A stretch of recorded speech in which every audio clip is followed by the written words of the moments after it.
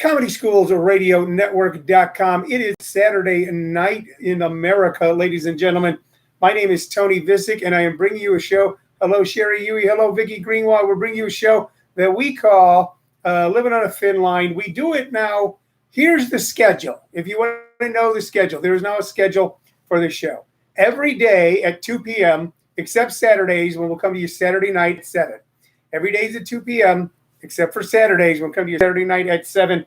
So we're calling it the Saturday Night Special Comedy Jubilee. I'll see if I can make it funny. I know that I will be able to keep talking to you. And people are lining up right now. We got Randy Hauser in from Phoenix, Jerry Vicich from Woodland Hills, Kelly Wilson from, I'm assuming, either Kentucky or Florida. We've got friends from St. Louis, Missouri, all joining us right now for the Saturday night show. This is episode, I believe, 19. This is our 19th now. We started doing this just when the crisis, for lack of a better term, was really beginning to hit, and they began to shut everything down. But you can't really shut Americans down. That's the thing. You can throw a lot of roadblocks in front of us. And right now, hello, Tim Lawson. And folks, you can say hi. I'll talk to you. I'll answer your questions. We got fun stuff for you tonight. Throw a lot of roadblocks in front of us. You can throw a lot of gut punches our way, but we will always find a way to not only survive, but thrive. So I'm not the only one doing these Facebook Live events. A lot of people are doing them. A lot of people are starting to do things much more through video conferencing. I hope that you are safe and sane wherever you are. I hope that your emotional well-being is good. I know, my Facebook just totally went off.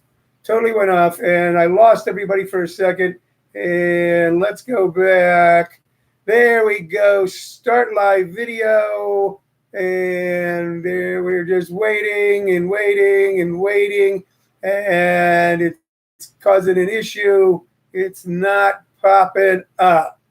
We're having an issue right now starting the live video. It might be there's just too many people doing it. We're going to try it one more time. There we go. Yeah, folks, we're going to have a minor issue here. I know that someone had an issue with this earlier today. I apologize. We're going to, I don't know if we're going to stay on and keep trying to go on YouTube.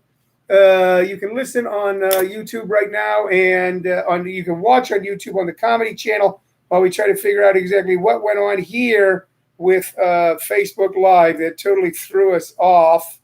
I'm going to try one more time, and it doesn't really seem to be working. Let's just get totally out of that right now.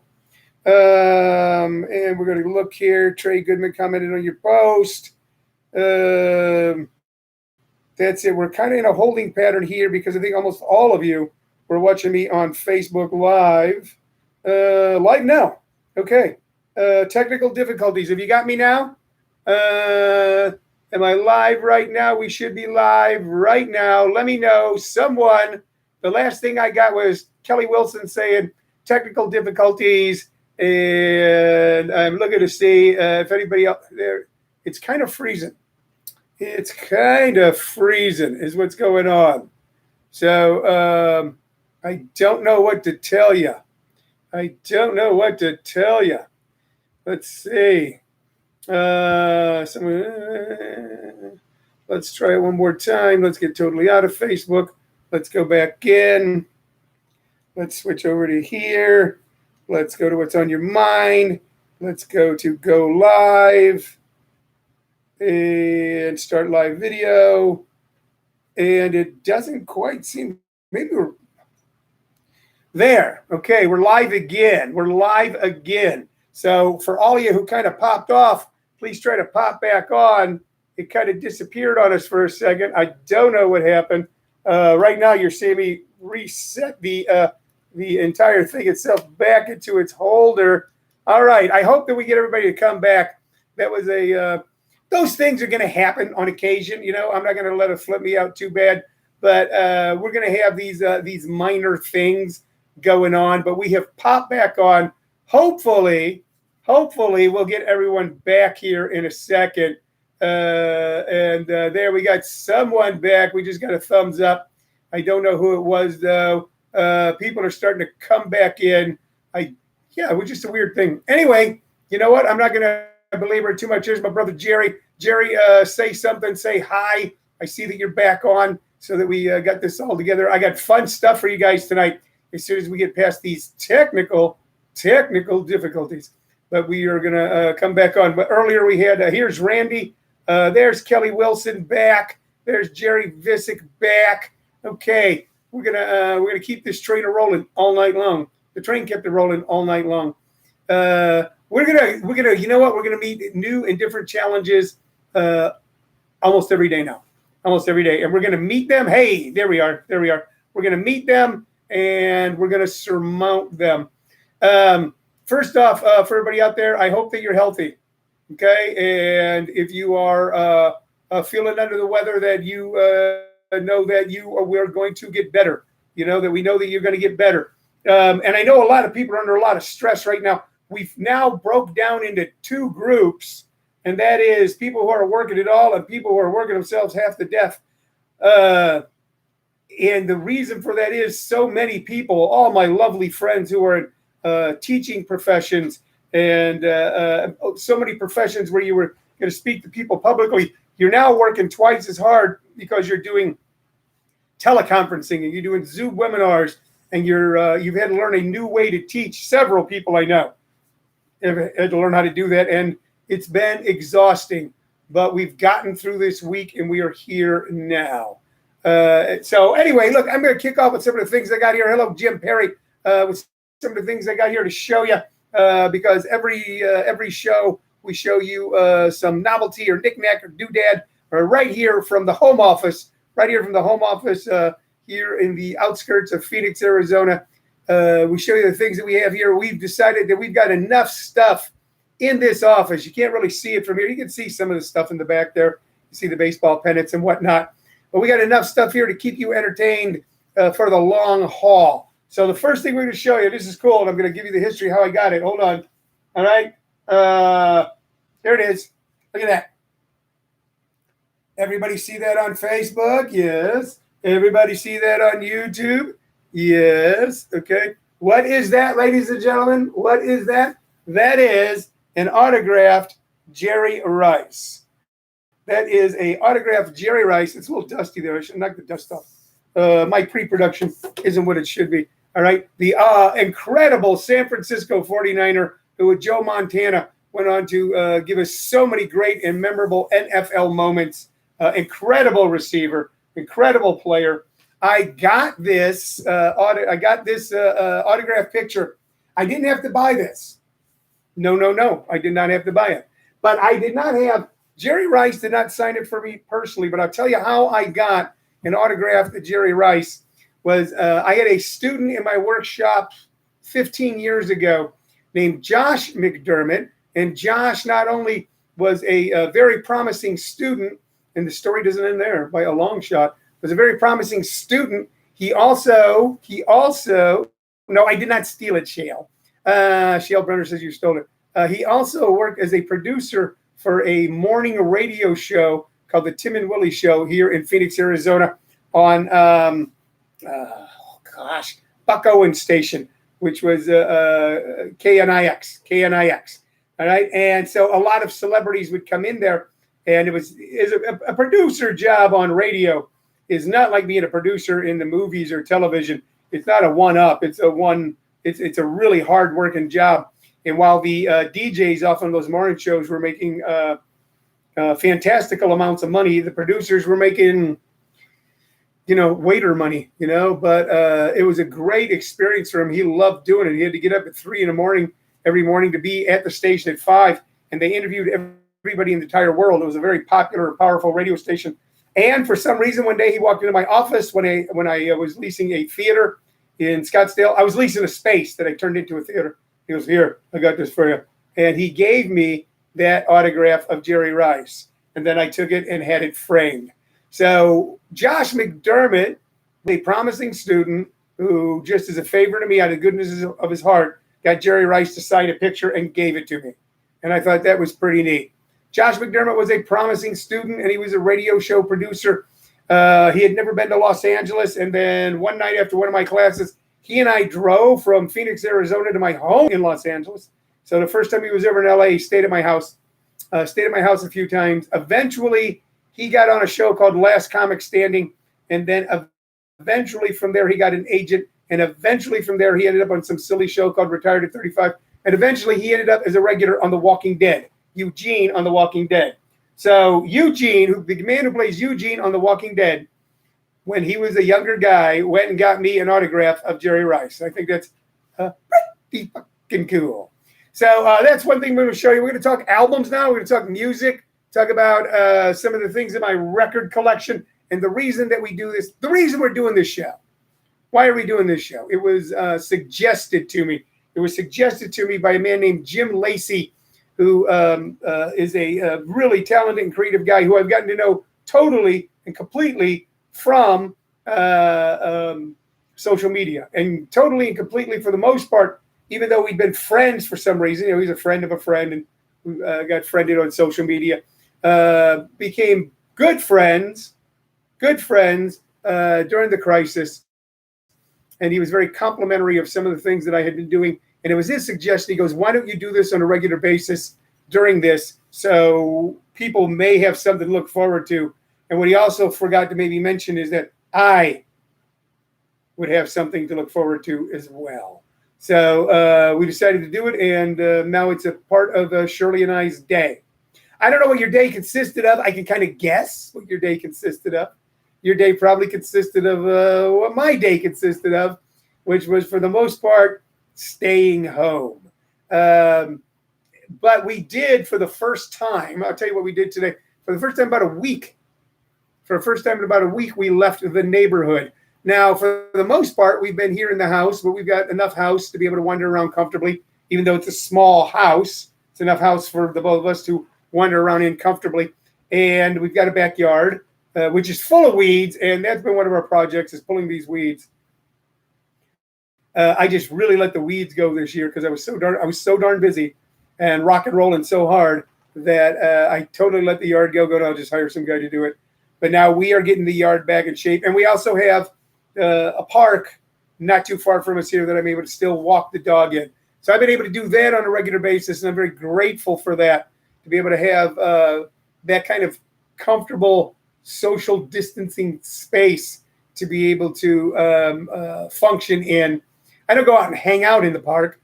I see people still in the park where there's still kids getting on the playground, on the swings and stuff. I don't know about that. It's not my job to yell at people. There's people out playing disc golf. Some people seem perfectly fine. Some people are perfectly fine. You know, people who are shut-ins, this is their deal. So we did that this morning. A lovely day here in Arizona, by the way. Lovely in the 80s with a mild breeze. But then we went to the store. Okay, we hadn't been to the store in over a week. And the truth be known, there's not a lot that we really needed. I think when this all first happened, so many of us panicked and ran to the store buying things. I kind of saw this coming a little bit when I left my brother Jerry's house the first week of March. I was there visiting my wonderful brother and my lovely daughter. And I was washing my hands the whole time there and washing my hands back and pumping gas with plastic wrap around my hands. And then we got back here and we got in a few things because I said, I don't know what's going to happen. And of course, with each passing day, the rules and suggestions as to how we should function so that we can live have gotten more and more interesting, haven't they? They've gone from no groups of 250 to no groups of 100, to no groups of 50 to no groups of 25 to less than 10, to shelter in place, to be 3 feet apart, 6 feet apart. Now they're saying we should wear masks. And, you know, I'm not a genius. I'm not an expert. I'm not a scientist. I'm not a doctor. I'm following everything to the best I can. Like you, just like you, I'm doing the best I can. So we did go to the store today. And for the first time, our darling granddaughter, Selma, who is all of 10 years old and lives with her mom, Amy, and her father, Simon, who's on the front lines. He's a frontline guy, because he's in the medical field. They mailed us some masks they made, and they're just darling and cute. But we went out today wearing masks, not so much to most of these masks aren't going to protect you, I suppose, but they might protect others. If you're ill, they might help a little bit. So for the first time, we went out with masks and went to the store wearing gloves, wearing plastic gloves, and we bought a few things. Now, here's the cool thing. I'm at a Fry's grocery store out here where we live, and we've got about 3 major places to shop out here: Walmart, Fry's, and Bash's'. There's also a 99-cent store and a Dollar General store, but it's a small town, about 60,000 people. I didn't want to go to Walmart, okay? So we went to Fry's, and then Shirley and I split up. We didn't split up. We're together. We're happy. We split up, and then I go, you go over there, and I'm going to go get, I still use nicotine lozenges for smoking cessation. Been using them for 12 years. 12 years, nicotine lozenges. I was buying nicotine lozenges one time, and the clerk said to me, he said, "You trying to quit smoking?" I went, "Oh, I've quit smoking. Smoking is not the issue. The issue is nicotine." So I went to buy them, but as I was walking through the store, I saw several people in their shopping carts. They had toilet paper. That's right. I call it toilet paper. They had like 12-pack rolls of toilet paper, and I went, hot diggity. Things are getting better. Things are getting better. They got the toilet paper. So I went over where I was, and they're not even taking it out of the boxes now. They're just cutting open boxes and putting it on the shelves. But it was the middle of the day, and I got one of the last few packages of it. Not that it was a dire need for us at this point, but in that case, I'm going to be better safe than sorry. So we got that. We got a few items. We were a little surprised at the demeanor of most of the people in the store. Keep in mind, Arizona certainly has the virus here in the state, and God rest their souls. Unfortunately, we have lost a few. But for the most part, it is not, at this moment, on this day, massively prevalent.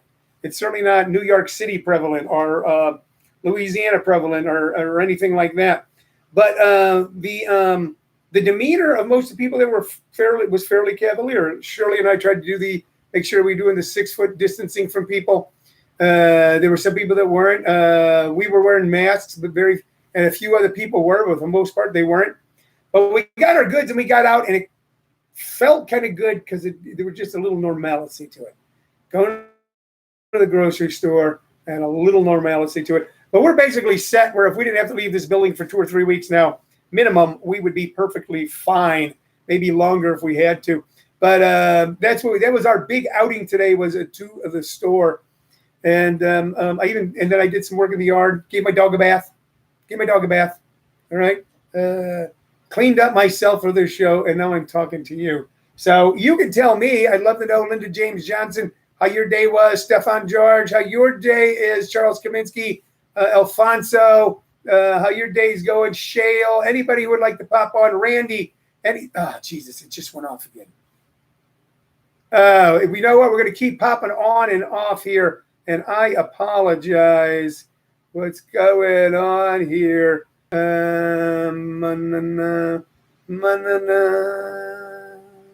There we are, back again.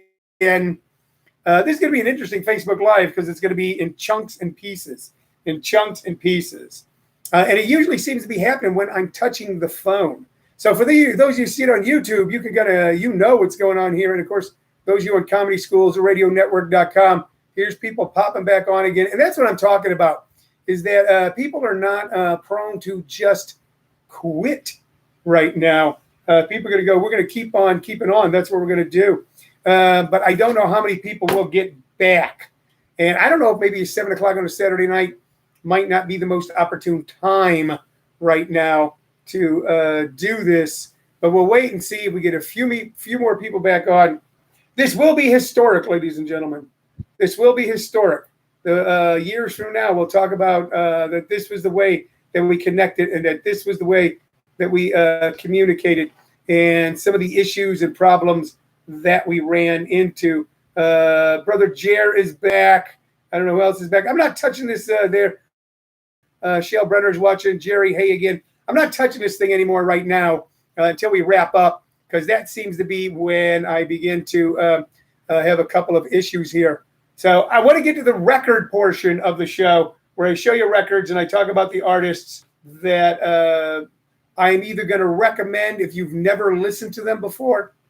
And especially if you're younger. If you're younger, a lot of these you go, wow, that was like before I was born. And it's true. Most of the music that I'm putting up right now is going to be from before you were born. Usually came out when I was in junior high or high school, although we'll progress through that as well, too. But for me, being born in 1955, when I got older, I went back and I discovered artists like Jerry Lee Lewis and Little Richard and the big Richie Valens. And then I even went back further and discovered artists like Glenn Miller and Frank Sinatra. Kelly Wilson said, today, I almost forgot the project done that I started 2 weeks ago.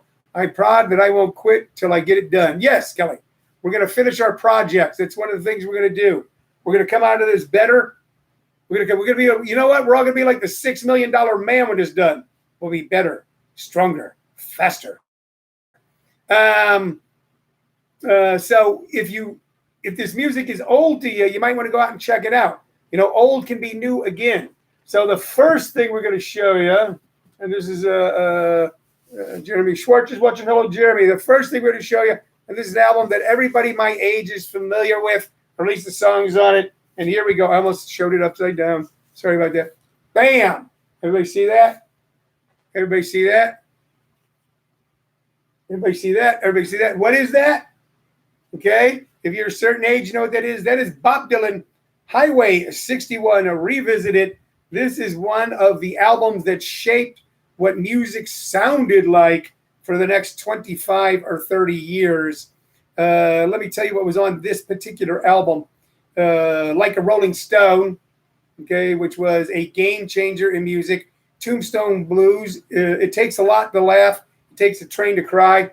And by the way, the refrain in that is, if I don't make it, I know my baby will. So let's see, from Buick 6, Ballad of a Thin Man. Oh, there's something going on here, but you don't know what it is. Do you, Mr. Jones? Queen Jane, Approximately, Highway 61 Revisited, and of course, wow, Desolation Row. The personnel on this album, of course, was Bob Dylan on harmonica, guitar, harmonica, piano, and Police Car.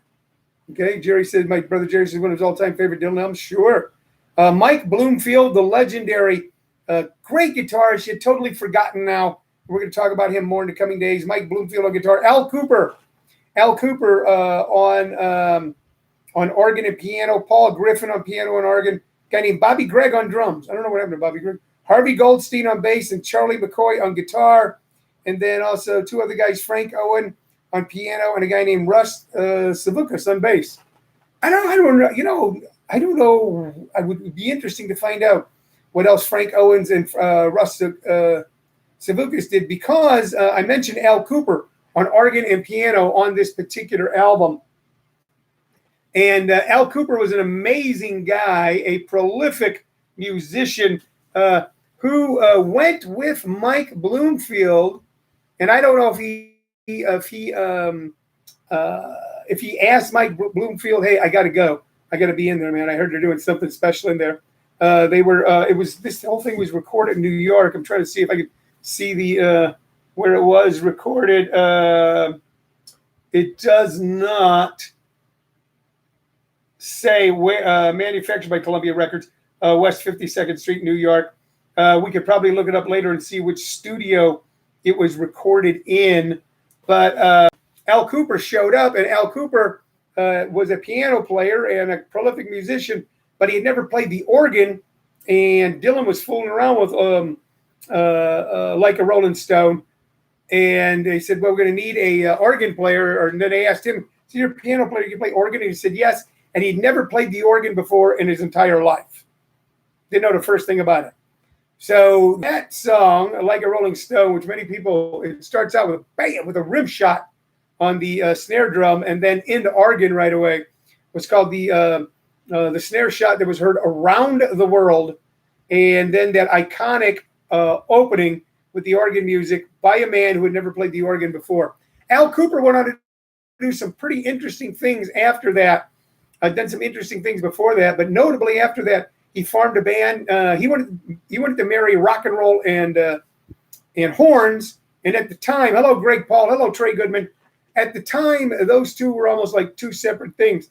Soul music had horns, rock and roll did not. That was kind of the thought on it right now. The Beatles weren't using horns. The Rolling Stones weren't using horns. They would, but they weren't at that time. So Al Cooper went on to form Blood, Sweat, and Tears. Was his band. Did one album with them. Quit. They hired a guy named David Clayton Thomas. He produced the album, and they put out the song Spinning Wheel, which you couldn't get away from for about 25 years. And then later on, he discovered and produced Leonard Skinner. So what's up with you, Greg Paul? How's things, man? How's things in Radio Land? Very talented man, great friend of ours, Greg Paul, who is, the last I checked, the news director at AM 550 KFYI here in Phoenix. So Trey's here, Greg's here. A lot of people here know one another. So anyway, if you haven't revisited Dylan, if you haven't revisited Bob Dylan, and particularly Highway 61 Revisited, damn it, do it. You'll enjoy it. Now, this next one's pretty obscure. It's pretty obscure. All right? And keep in mind, with YouTube, though, nothing has to be obscure. You can, Greg Paul says, COVID-19 hell. Yeah, it's tough on everybody right now. And that's why we're all doing the things that we're doing, okay, to keep body, mind, and soul together, including this particular little show. And we even got over a couple of technical difficulties tonight in order to continue on with you. Here, this is pretty obscure, but like I said, with YouTube, nothing is obscure because you can just YouTube it. And sometimes you just don't. A lot of times at YouTube, you just go down a rabbit hole. You're watching one thing, then another thing, then another thing. And then all of a sudden you look up 4 hours later and go, what the hell was that? So I'm giving you specific things to check out. Now, here's something. Look at that. Look at that. Look at that. Hello, Randy. Randy from Hollywood. Greg is funny as fuck. Yes, he is, Trey. All right, so what are we looking at here? Very obscure album, okay, called Here We Are Again by Country Joe and the Fish. So Country Joe McDonald, when you think of San Francisco bands of the 60s, if you think about them at all, the one that has endured to this day, of course, is the Grateful Dead. There is an iteration of the Grateful Dead called Dead and Company, which are still vibrant and still real. And it kind of made me feel sort of good. I went on Vivid Seats the other day, just looking at tickets, because I bought a lot of concert and sports tickets on Vivid Seats because it's kind of a legalized scalping thing. And when tickets are all sold out to a basketball game or something, you can get them on Vivid Seats. But it made me feel kind of good to see that some of the July shows that Dead and Company have scheduled are still on the schedule. They haven't canceled those shows yet. Now, what the future holds, will they be able to have, 50,000 people in Wrigley Field to listen to an enduring and wonderful and spiritual and at the same time hard-driving rock band? I don't know. But right now, you can still buy scalp tickets on the secondary market to see Dead and Company at Wrigley Field this summer. And I tell you what, if it gets to be this summer and we can go, I think I'm going. God knows I got the airline tickets. Right now, at this moment in time, ladies and gentlemen, and I'm not a look back guy. Once something happens, I go, don't look back. My big problem, like so many, may be projecting into the future, and I don't know what the future holds. But I am supposed to be in St. Louis, Missouri at this very moment. I'm supposed to conduct an all-day workshop in St. Louis, and then the wonderful and talented Abhinav Goyal, a young man who we think the world of, that we've been kind of developing and bringing along, is supposed to be on stage right now at the Gaslight Theater in St. Louis. He's not, I'm not, but I'm here with you, and we're doing this, and we're going to be okay. So I kind of got off on a tangent here as I was showing you the album and talking about Country Joe and the Fish. When you think of San Francisco bands, you think of the Grateful Dead, you think of Jefferson Airplane, you think of Quicksilver Messenger Service, and you think of Big Brother and the Holding Company. Those were the big four. But you don't think about Country Joe and the Fish, but they were a tight band, very psychedelic rock and roll. There was not a lot on this album that became a big hit, even on FM. Here I Go Again would have been the biggest one. And then not a lot on here that was like, wow, you got to listen to this. Although you got to listen to this album if you want to listen to an authentic and unique form of music, 60s psychedelic San Francisco music, Country Joe and the Fish. And this is one of their more obscure albums. Here I Go Again is a fantastic album, very melodious, and also Maria. So you want to check out that. Now, Country Joe, Trey Goodman says, I'm supposed to be in Moscow September 21st, but who knows? Who knows, buddy? Who knows? We just got to walk in faith, ladies and gentlemen. Back to Country Joe and the Fish. Country Joe never achieved the fame or notoriety of many of the San Francisco bands, but what he did become famous for, hello, Robin Keller. What he did become famous for was at Woodstock. 400,000 people coming together for 3 days of fun and music and nothing but fun and music. He led something called the Fish Cheer. And things were a mess at Woodstock. Bands couldn't get in. The highway was shut down. The kids had torn down the fence. What was supposed to be a paid show became a free concert. They were having to helicopter bands in. And I don't even know if Country Joe had his band with him. It was someone else's band. Hello, Arthur Belkind. Hello, Ron Robertson. Hello to everyone. He led something from the stage called the Fish Cheer. It was captured, of course, in the movie Woodstock. Give me an F. Give me a U. Give me a C. Give me a K. What's that spell? Fuck. What's that spell? Fuck. So that was on the album Woodstock, the triple album, and was also in the movie.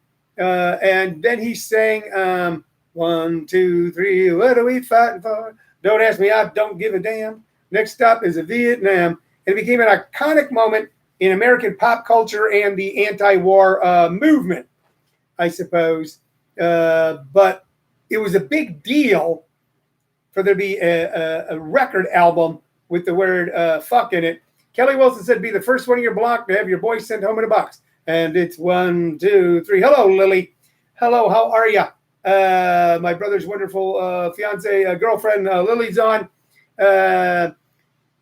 It was still a big deal. You couldn't say that on the radio. You couldn't say it on television. You got to remember that just less than 10 years before that, a guy named Jack Parr had been fired from The Tonight Show for using the term water closet because it was referring to a bathroom, and you couldn't do that on broadcast television. So I had the album. My parents found out I had the album, and they took it away from me. I was 13 years old because there were curse words on it. And yeah, my parents would drink and curse. They cursed like drunken sailors. Of course, my mom would then try to cut back on her cursing and just kind of alphabetize it. She'd never say motherfucker. She'd go, oh, those MFers. Oh, that a-hole. He's an MF and a-hole. That's what he is. That MF and a-hole. So they took the album away from me, and I did not get it back from them until I graduated from high school. Ethan Watkins says, take your shirt off. I'm going to pass, Ethan. I'm going to pass on taking my shirt off. Arthur Belgine said, Lenny Bruce said it. Yes, and Lenny Bruce got arrested for it many, many times. Take a little water break here. So those are two albums that you can go back and listen to if you haven't listened in a long time. If you don't know the music and you're curious, you can Google it, or you can look at it at YouTube, and maybe it'll bring some light and joy into your heart, into your daily routine. Okay, and they Country Joe and the Fish, and of course Bob Dylan. Almost anything by Bob Dylan. Bob Dylan, who was putting out music in the early 60s, now has a 17-minute song about John F. Kennedy, which I haven't listened to yet. No, I haven't been actually busy. What have I been busy with? First, we got busy because we got shut down. We got shut down completely. Every show that we had, every seminar we had, every workshop that we had, totally shut down, and we were dead in the water, and we worked like a Dickens to rectify that. So we have been busy with that. We are now doing Zoom workshops, and man, it's not what we wanted to do. We always wanted to do it as something extra with what we did, but now it is what we do, and it seems to be working out okay. I've got an advanced workshop going right now on Zoom on Wednesday nights, and starting this Thursday, I have a beginning workshop, and people are signing up, not just from around the country, from around the world. Some people from Australia have signed up for my beginning workshop. If you're interested, if you're sitting there going, man, I got to do something. I got to do something new. I got to do something different. I got to do something besides what I'm doing all the time. I got to take my mind off of this. This Thursday at 6 p.m. Mountain Standard Time, I'm beginning the first of 5 sessions of my beginning stand-up comedy workshop. It doesn't just cover stand-up comedy. It covers creativity. I almost wanted to call it creativity in comedy, but I didn't want to confuse the issue. But if you're looking for something to do, you can scroll on my Facebook page and you can see how to sign up. You can send me a message. You can see how to sign up there. But we're doing a beginning. I talked with another person today who signed up. So we're getting folks signed up for this beginning stand-up comedy workshop on Zoom. So Wednesday we have the advanced class. You can't join that because it's already in progress. Thursday at 6 p.m., our very first beginning stand-up comedy workshop on Zoom. If you know anybody who is interested in doing that, please send them our way. Hello, Robert Morgan. Hello, Craig Jacobson. I think I already said hi to Tim, but hi again, Tim Lawson. So please send them our way. And we're making it fun and different, unique. You know, we're thinking about comedy in the age of Zoom. Notice that I'm calling it in the age of Zoom as opposed to the age of Corona, because we are finding new ways to connect, new ways to communicate, new ways to share our thoughts, our feelings, our laughter, our hearts and souls with one another. And it takes a little doing. It takes a little doing. You know, several years ago, a very funny guy named Patton Oswalt gave a talk where he held up a cell phone and he said to everybody there in a berating kind of way, a bunch of young people who really admired Patton, saying, you have more technology in your cell phone than Orson Welles had when he made Citizen Kane. You can go out and make your own movies. And he was right, except for one thing. All the kids he was talking to were not Orson Welles. They didn't have the training and the technique and the hours of learning how to write and rehearse and perform that Orson Welles had. They also didn't have his vision. Greg Paul says, zoom, zoom, zoom, zoom. Remember that, a kid's show? Yeah, I kind of vaguely do. Hi, Lily. Hi. I know some of you were on earlier and then we got knocked off and some of you are coming back. So hi to you. So a lot of people are going to be communicating this way. A lot of people are going to be communicating on YouTube. A lot of people are communicating on Facebook Live. A lot of people are already doing a lot of podcasts. But how are you really going to get your point across? How are you going to really get your feelings across? How are you going to let people know what's going on inside in a way that excites and interests them? Okay, with that takes sometimes a little work. Okay, so if you're interested in that sort of thing, maybe we can help. I don't know. I hope we can. All right, write me on Messenger. Write me at comedyschools@hotmail.com. Stay in touch. All right, write me. Let me know what's going on with you, and maybe we can help you with that. Okay, because we're going to find ways to communicate like this. Find new ways to do it. I pointed out the other day that so much of the great entertainment that you know and love was not done in front of live audiences. I love live audiences. They're great. I'll love live audiences again when I return to a stage in front of live audiences, and you bet we will.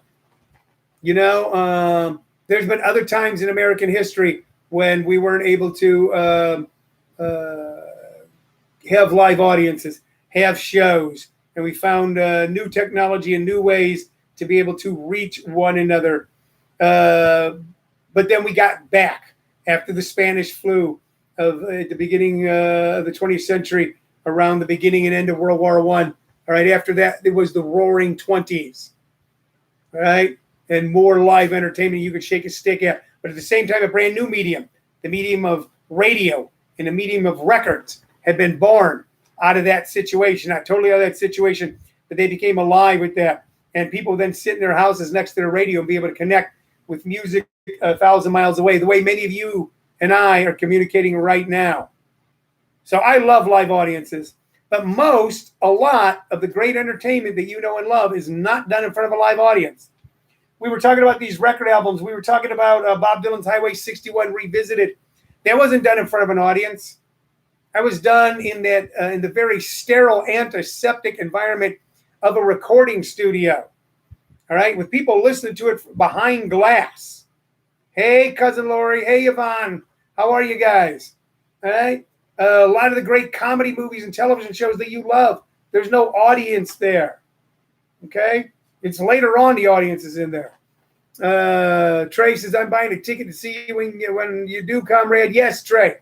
When I do a live show, you guys are going to be there, or I'm going to come to you, wherever you are. Okay? I'm going to be in Phoenix. I'm going to be in St. Louis. I'm going to be in Los Angeles. We're going to do this. We're going to do it again. But in the meantime, we're going to do it like this.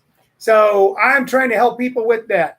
If you're interested in our beginning workshop that's going to teach you how to be able to write, rehearse, and perform comedy in the age of Zoom, write me at comedyschools@hotmail.com. Leave me a message on Messenger. All right. Contact me on Facebook. All right. And I will help get you on your way. If you know somebody who you think it will benefit, let them know about it. Okay. I'm starting that this Thursday. Also, April 17th, if you will write me on Messenger or send me an email at comedyschools@hotmail.com, we're doing our first Zoom show, April 17th, comedyschools.com class clown show, April 17th, 7 p.m. Mountain Standard Time. So Ethan Watkins says, what do you think about people doing comedy shows online? Well, Ethan, I think I just answered. I'm going to do one. We're going to do it. Okay. And they're going to have to be good because you're going to have to hold people's attention. Okay. Because because it's going to be like television where they can flip around. It's not going to be like doing a live show where people feel kind of, I got to sit in my seat here. I can't be rude and get up. Although some people do. I've certainly had people walk out on some of my shows. But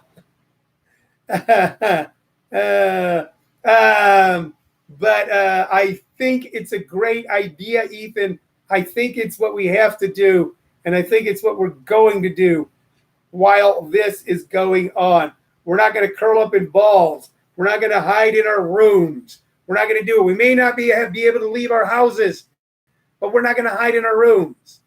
We may not be able to go and reach out and touch someone, but we can reach out nevertheless.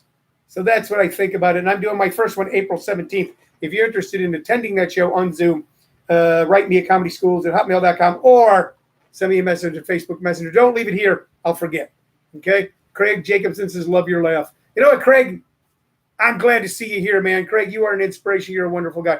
So right now I want to open up anything you guys want to talk about, any of you that are on here. Like I said, we had some technical difficulties earlier in the evening with Facebook Live. And because of that, and it seemed to happen every time I touched the screen. It was almost like I was turning it off. Maybe I was hitting the finish button. I have no idea.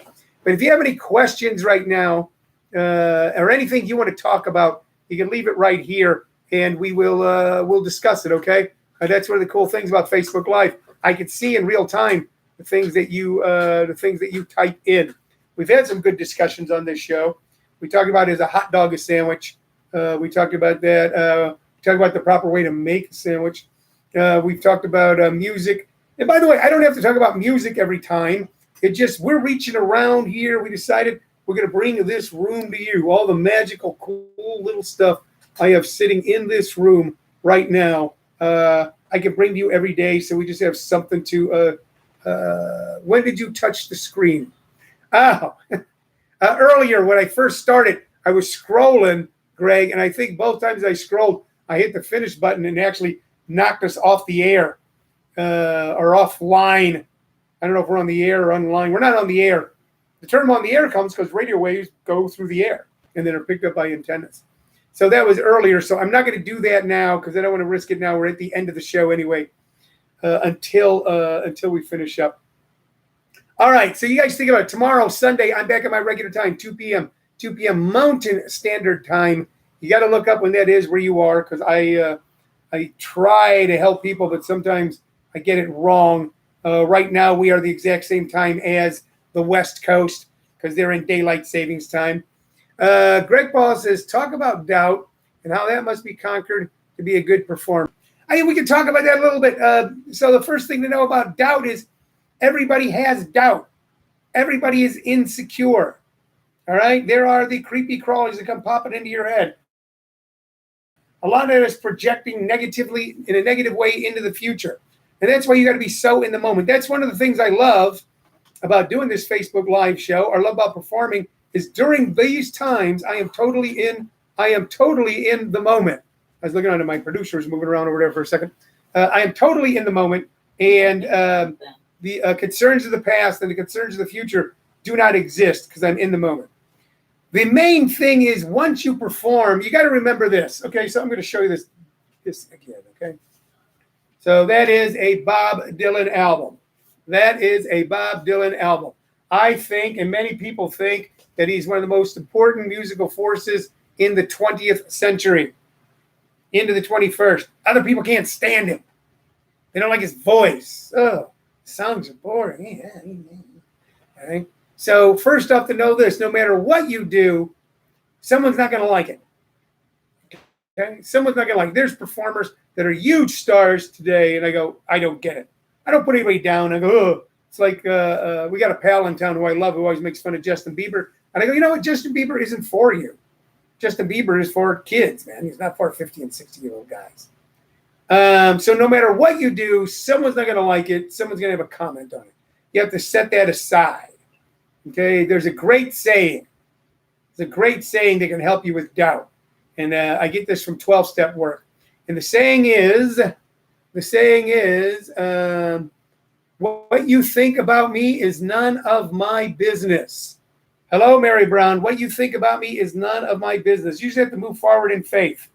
But a great way to get over doubt, ladies and gentlemen, if you're going to be a performer, if you're going to do what we're doing here, if you're going to do radio, if you're going to do television, if you're going to do films, if you're going to do live performance, if you're going to do social media reach out, is to have a good intent.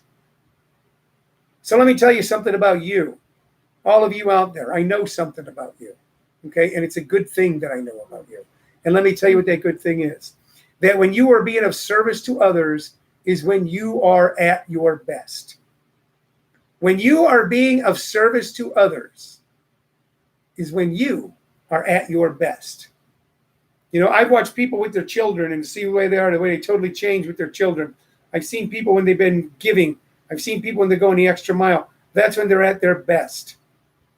So if you're going to be a performer, if you're going to speak in front of people, if you're going to talk, if you're going to sing, if you're going to dance, if you're going to waltz, if you're going to play an instrument, if you're going to be an acrobat, if you're going to paint, right? If you're going to write, if you're going to draw, do any of those things.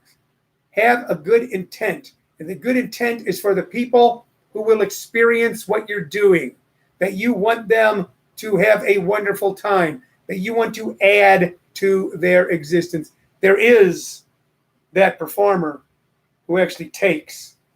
There is that performer that performs because they have to suck something from the audience. Yes, all performers need something from an audience. It is part of the reason we perform. But if the taking is more than the giving, if the taking is more than the giving, you'll never truly be satisfied. So when you're doing radio, Greg, when I'm doing social media, with Robert Morgan, when you're doing comedy, all right, just to name 3 people I know that are on here right now, you remember that you're doing it for them and you want to add something to their lives. Robert Morgan says you contribute to other people's happiness and you will find, if you contribute to other people's happiness, you will find the true goal, the true meaning of life, the 14th Dalai Lama. See, I didn't know that. I didn't know that the Dalai, that's how you'd say it if you're from the Midwest, by the way. Did you ever read that book by the Dalai Lama? He's really good. Who is he? He's that bald-headed guy from, I don't know, Tibet. He's from Tibet. So, Greg, I hope that answers your question about doubt. Okay? Oh, and know this, someone's going to be better than you. Someone's going to be worse than you. Boxers know this. I heard it from Mike Tyson, not personally, but I read it, although I haven't met him personally. But read it where there's, and I've seen it, in the history of boxing, where someone on the top says, there's always someone better than you out there. Trey Goodman says, I'm going to help people. You can't stop me. There's always someone better out there. Okay. There's going to be someone better than you. There's going to be someone worse than you. Too much in America. And maybe this will change now. Was this win, lose? Who's number one? Who's the best? Who's on top? That doesn't matter right now. What matters is, are you contributing? All right. Are you giving? Are you contributing? And are you giving? Let's see. Brianna Sandy says, I performed over 3,700 times and 430 roles, and I DJ'd over 1,000 gigs. Good. And you'll do it again. And we're all going to do this again. So I'm trying to think of a good joke to end this on, because I'm trying to do that right now. And after that sort of quasi-spiritual thing I just said, I'm trying to think of a good, silly joke to tell you guys. And you know what? For the first time, they're kind of escaping me. I can't wrap my mind around a good joke to tell you right now. Oh, okay. Here we go. All right. This is a joke. This falls in the category of somehow up until recently, it became the term dad jokes. It's a dad joke. It's a dad joke. I think it's sad. I think it's kind of funny. And I think it's kind of sad that so many comics spend so much time ripping into other comics. Oh, did you hear that? It's bullshit. Oh, that's hack. Oh, that line's no good. Oh, that's a dad joke. Oh, you know what? That's just a bunch of dude jokes. Chicks can't do comedy. All the stupid, ugly, sad things that I've heard comics do when we're supposed to be making people laugh. Greg Paul says, what's Moby Dick's father's name? The punchline is a Papa Boner. All right, good. I'll go with that. Trey Goodman says, don't hate, celebrate. Yes. Okay, so I'm going to tell you a joke. This falls in line with, I was telling my wife and telling others, one of the reasons I think I got into stand-up comedy is my dad was a great joke teller. He was great at telling jokes. And when I was a little kid, I used to sit up at night when I was supposed to be asleep and listen to him as he would tell jokes to my grandfathers and my uncles and all their friends. And you used to see the kind of positive vibes he got from that. Jesse Evers says, hell yeah, dude. I've intentionally gotten gigs for other people that I could gotten for myself, and has paid me back 100-fold. Well, there you go, Jess. There you go. Jesse Evers, young comic who is hot on the local Phoenix comedy scene right now, has joined us. Hello. Angela Fox is watching. Hello, Angela. So here's the joke, and it's kind of long, okay? And this is the kind of joke used to be able to tell when I used to work in construction or when I was a truck driver, those types of jobs. And here we go. Okay. A guy walks into a bar, and in his bar, he's got a midget about yay, a little tiny man sitting on his shoulder about yay, about this high. If you're listening on ComedySchoolsRadioNetwork.com, I'm holding my hand kind of parallel with the top of my head, from the shoulder to my head. The rest you can see it. He walks in, and he's got this tiny man on his shoulder. The guy walks in, tells the bartender, he goes, drinks, buy a round for everybody in the house. I got money. Pulls out a big wad of money. And bartender says, okay. And the bartender just goes around and pours drinks for everybody. As soon as he does, the little man jumps off the man's shoulders, kicks the drinks out of everybody's hands, punches one guy in the nose, kicks another guy in the shins, and runs up and jumps on the guy's shoulder. Bam. The guy goes, oh, God, I'm sorry. I apologize. I can't do anything about it. Look, the show, there's no hard feelings. Here's a tip of $100 for you, Mr. Bartender. And please get everybody around again. Folks, my apologies. I'm sorry. Matter of fact, drinks for the entire evening for everyone. Bartender goes, okay. And the bartender then goes out and pours drinks for everybody and says, and I'll just keep filling them up. As soon as everybody's got their drink and the guy goes to toast, the little man jumps off the guy's shoulder and runs around and knocks drinks out of every hand, punches the guy in the nose, kicks the guy in the shins, pinches a lady on the ass, okay? Goes around giving raspberries to everybody, like that, jumps back on the guy's shoulder.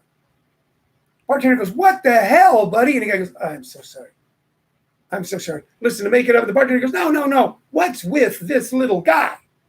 He goes, all right, I'll tell you the story. Because years ago, I was in the Air Force, okay, and I had a plane where the engine blew out in the Pacific Ocean, and I had to ditch, and I ended up on an island in the middle of nowhere out in the Pacific Ocean. I was alive, and I found a lamp, and I rubbed the lamp, and a genie popped out. And the genie said, I'll give you 3 wishes. He goes, I could see the helicopters coming for me. I didn't have to wish to be rescued. Okay, so I go, okay. The genie says, I will grant you 3 wishes. What are your wishes?